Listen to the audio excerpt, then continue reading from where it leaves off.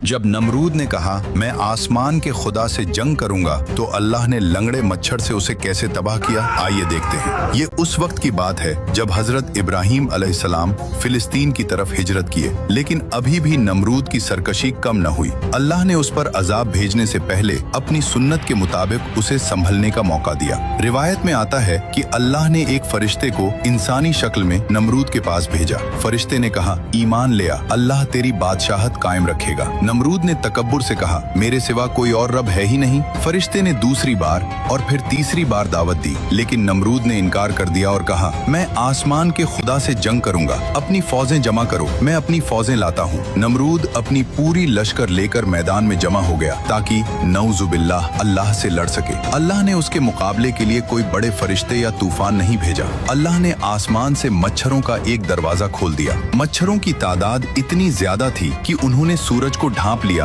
और मैदान में अंधेरा छा गया।